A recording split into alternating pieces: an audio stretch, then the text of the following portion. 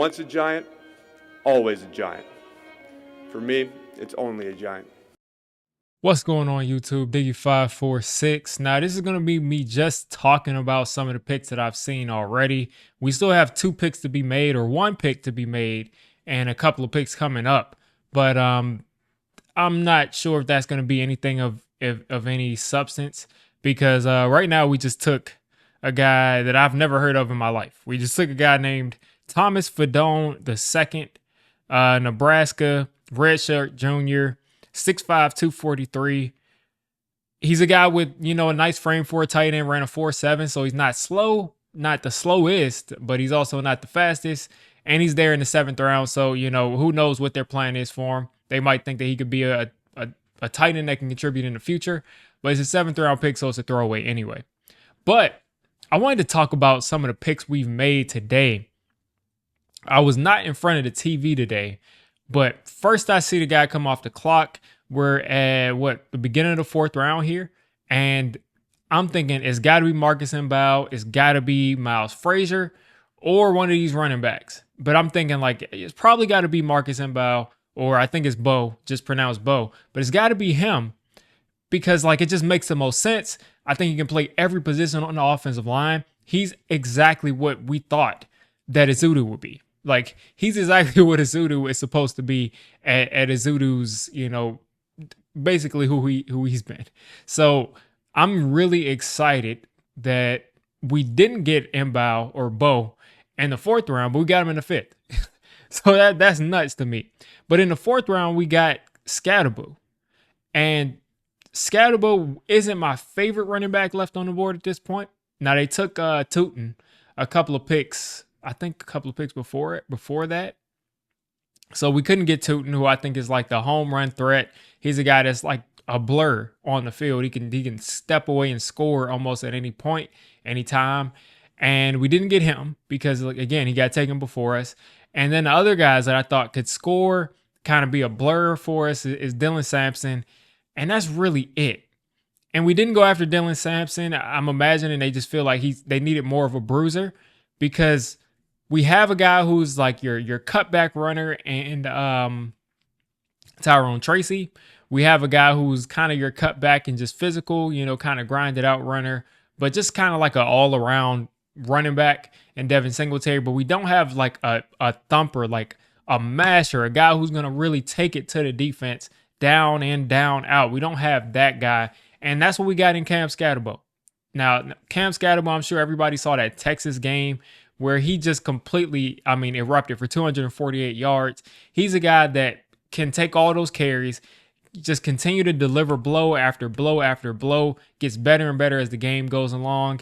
And my only problem with him is that he's 5'8", so a little undersized. Not the tallest, but he is 215. So I don't think that'll be too much of an issue, but he's a little small for a running back. If he was 6'2" or 6 feet and 230, or 6 feet 229 or something, then I would be feeling really good, and he probably would go higher. But since he is 5'8", 210, 215, I'm not sure how long he can last in the league playing the style of game that he plays. He's not a burner. He's not a guy who's ultra physically talented. He's just a guy that just runs with just pure rage, willpower, kind of like an Ahmad Bradshaw, but a little still slower than Ahmad Bradshaw. So nonetheless, we got him in the 4th round.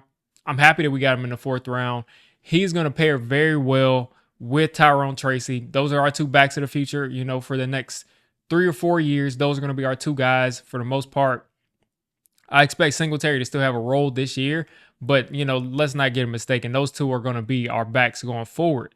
Now, beyond that, I really think that Skattebo may be our, 3rd down back. And I say that because he may be a guy that can, catch some of these passes and make something happen after. Also, of course, Tracy can do that. He played wide receiver, but we just haven't used him as a receiver. So hopefully we get somebody that can do something like that. And I think Skattebo can do a little bit of that. And he's going to probably be our short yardage guy. So we'll see how this ends up going. But overall, I think he's a good player. I think he's a player that could have gone as early as the 3rd round, if you ask me. And we got him in the 4th. So good value there. And then moving on to, like I said, well, my favorite pick of the day is Bao, Marcus Bao. And I'm gonna eventually figure out how to say his name. I don't know if it's Mbow or if it's Bo or if it's Bao, but I would assume it's Bo. But this guy is like what, 6'5" or 6'6", 310 pounds, something like that. He's a guy that can literally play every position, as I said earlier. He can play tackle, he can play guard. I'm thinking he's going to start off here as a guard. He's a guy that turned a ton of heads for being an ultra athletic offensive lineman. And those ultra athletic offensive linemen that are great movers, that have long arms, it's like the data on them.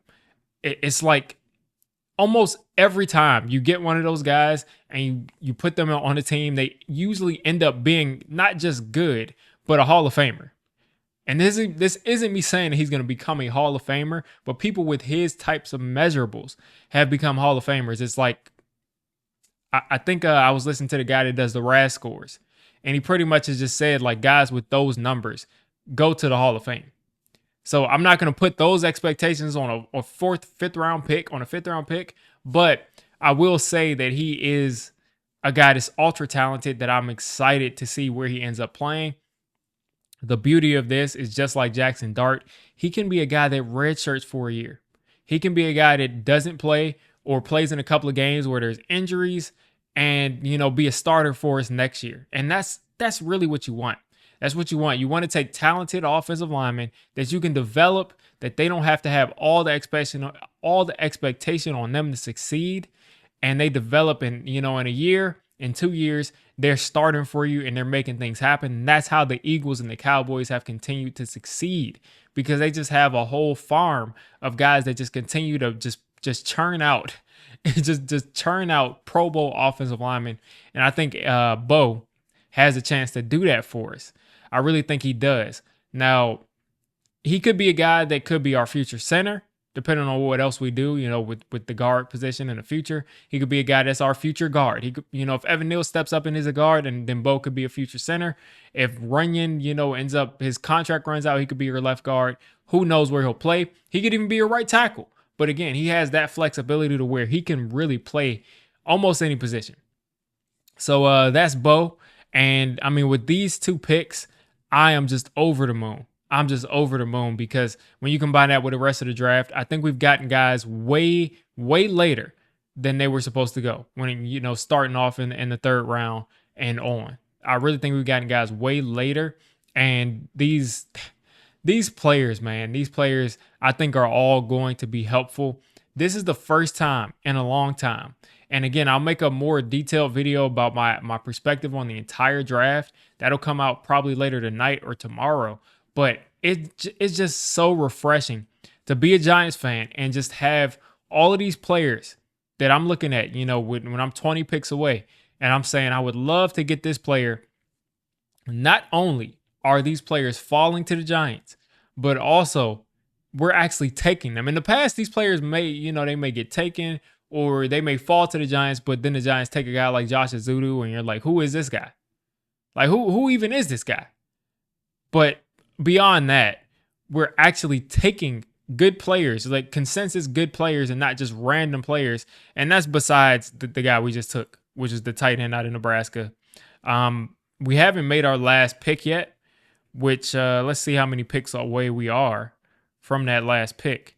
Yeah, we're still a little ways away from that. We're like 15 to 20 picks away from that. But my point is, we're actually taking these players instead of just passing on them and just taking random guys besides this tight end we just took. And that's just what makes me happy. I mean, if you're going to do it in the 7th round, fine. Maybe you hit a home run on something.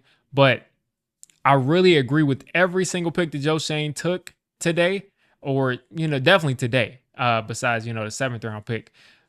I really agree with everything he's done. He's had a great offseason, and hopefully this can turn into, some success. Hopefully this can be successful, and we can use these players this year we drafted to turn this team around, because the defensive line, and listen, I'll touch on that more, but the defensive line is getting better. The offensive line got better with Bo. The running back backfield got better. And I just can't wait to see what happens when these guys all get out there and get together. But that's my take on Bo getting taken in the 5th round and Skattebo getting taken in the 4th round. I would have thought that Bo would have had to get taken in the 4th round, but we ended up still getting him. So I'm excited about that. You all let me know what you're thinking of day 3 of the draft. And again, I will probably make a more detailed video going through every single pick at the end of this draft after we make our final pick. So you all let me know what you're thinking down in the comments.